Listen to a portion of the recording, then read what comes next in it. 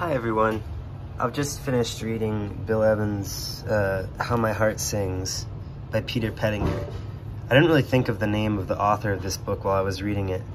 And the author didn't really intrude into the book very much, except once I became aware that the descriptions of his playing could only be made by a pianist, and I learned more about the author as a pianist. And then later in the book, when the author described going to Bill Evans concerts in the first person and started entering the book as more of a character.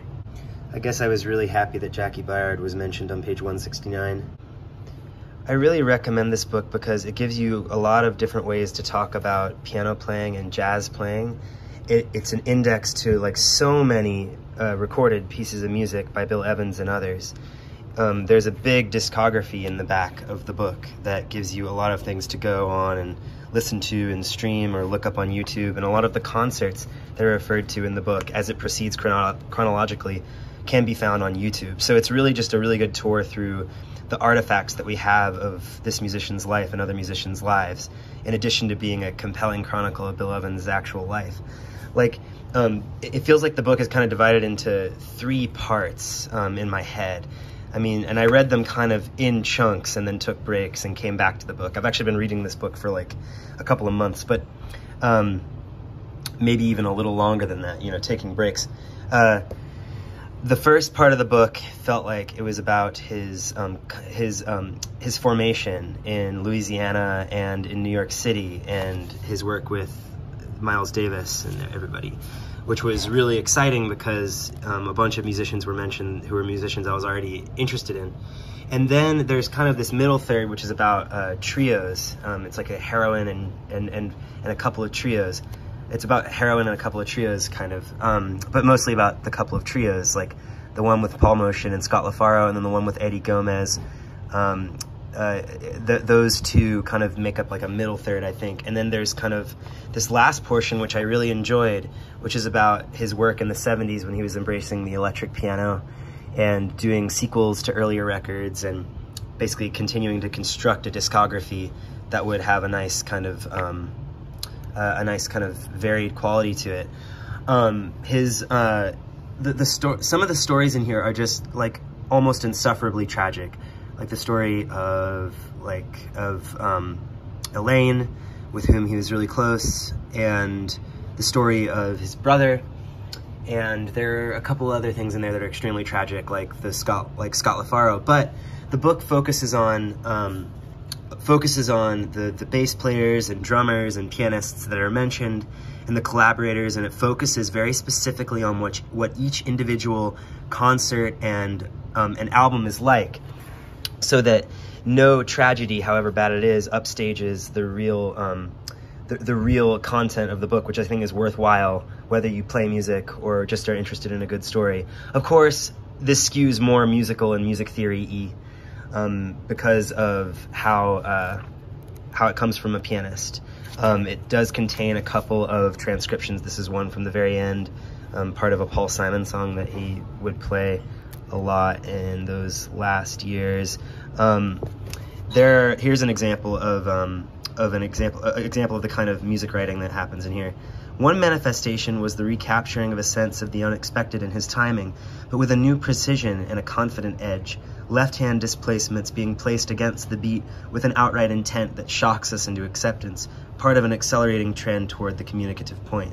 I think a lot of the purpose of reading music books is to kind of give you new ways of approaching music, even if you don't consciously look to adapt specific words or phrases. You learn a kind of liberality with music critical language that you can use when you're talking to people about basically any kind of music.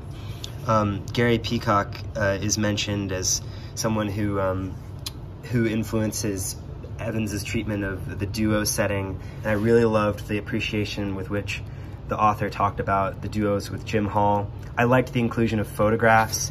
Of course, the photograph with Scott LaFaro that I just flipped past, here's another transcription, is one of the great photos in the book.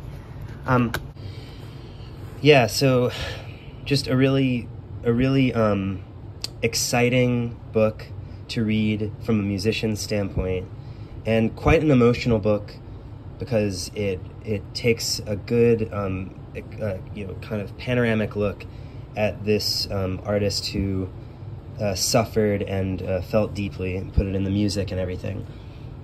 So yeah, I just wanted to record that I'd finished it.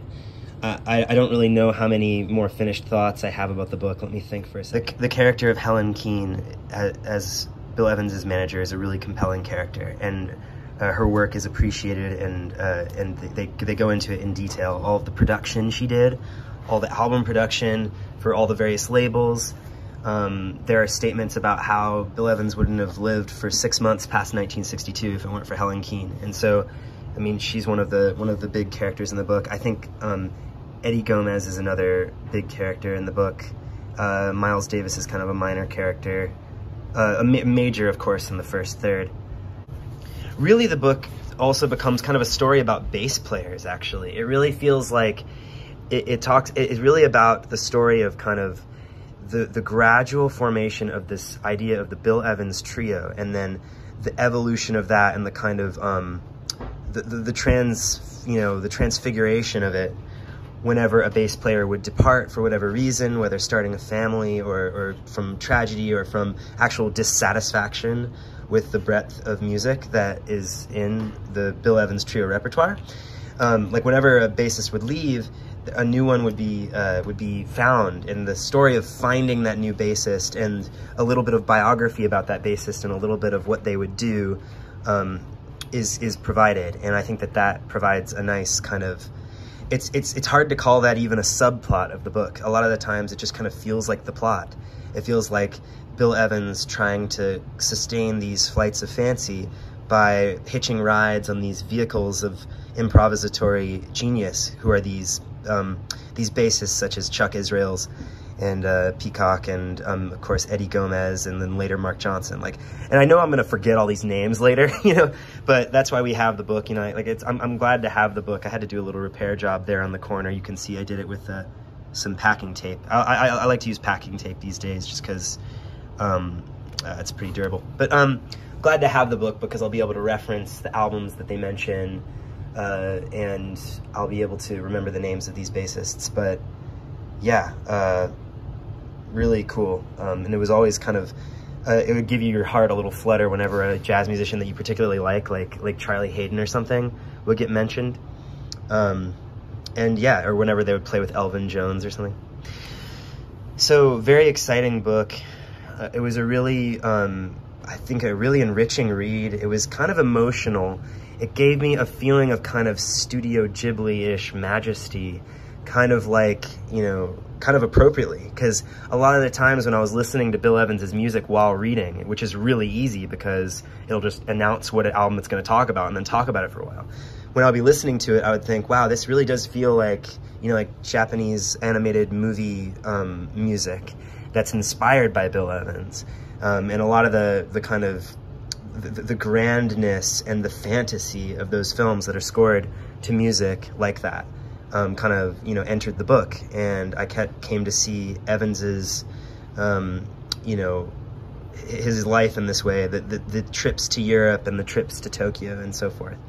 And I emerged with a couple of new Bill Evans albums that are like new favorites, actually, because of this. I really dig the 12-tone tunes, for instance, 12-tone tune 2. And I'm sure if you read the book, you'll find some